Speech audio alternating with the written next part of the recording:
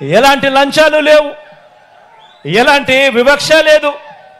నేరుగా పేదల బ్యాంకు ఖాతాల్లోకి గతంలో ఎప్పుడూ జరగని విధంగా, గతంలో ఎప్పుడూ చూడని విధంగా ఏకంగా 2,70,000 కోట్ల రూపాయలు, మరొకసారి చెప్తా ఉన్నా, ఏకంగా 2,70,000 కోట్ల రూపాయలు నేరుగా నా అక్క చెల్లెమ్మల కుటుంబాల ఖాతాల్లోకి వెళ్ళింది.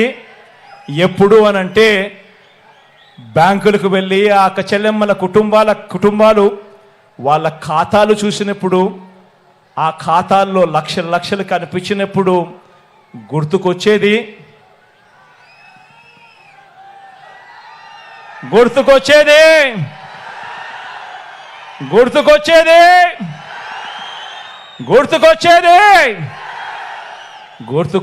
మీ జగన్.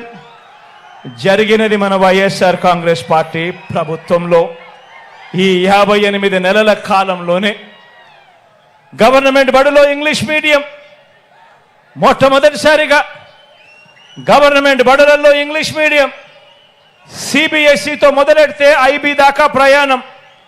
గవర్నమెంట్ బడులలో పిల్లలకు ట్యాబులు వాళ్ళ చేతుల్లో కనిపిస్తూ ఉన్నాయి. వారి బడుల్లో, వారి క్లాస్ రూములలో ఈరోజు ఐఎఫ్పీలు, డిజిటల్ బోధన వాళ్ళ క్లాస్ రూమ్లో.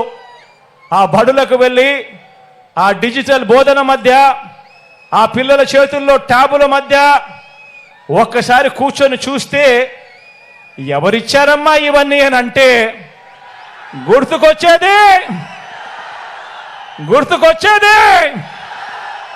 గుర్తుకొచ్చేది మీ జగన్. జరిగినది ఎప్పుడు అనంటే ఈ 58 నెలల కాలంలో మన వైఎస్ఆర్సీపీ ప్రభుత్వంలో. గ్రామంలో రైతన్నను ప్రతి విషయంలోనూ కూడా, విత్తనం దగ్గర నుంచి పంట కొనుగోలు వరకు ప్రతి విషయంలోనూ కూడా రైతన్నలను చెయ్యి పట్టుకొని నడిపిస్తూ ఆర్బీకేలను గ్రామ స్థాయిలోనే తీసుకువచ్చి రైతన్నకు తోడుగా ఉండింది ఎవరు అనంటే ఆ ఆర్బీకేకి వైపు వెళ్ళి ఆ ఆర్బీకే చూసినప్పుడల్లా గుర్తుకొచ్చేది మీ జగన్. జరిగింది ఎప్పుడు అనంటే ఈ 58 నెలల వైఎస్ఆర్సీపీ పాలనలోనే.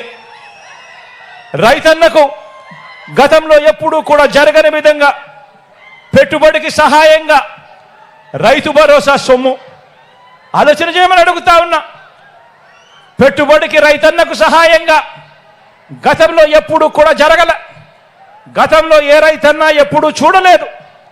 రైతన్నకు పంట వేసే సమయానికి పెట్టుబడి సహాయంగా రైతు భరోసా సొమ్ము అందిస్తా ఉన్నది ఎవరు అనంటే, జరుగుతా ఉన్నది ఎప్పుడు అనంటే,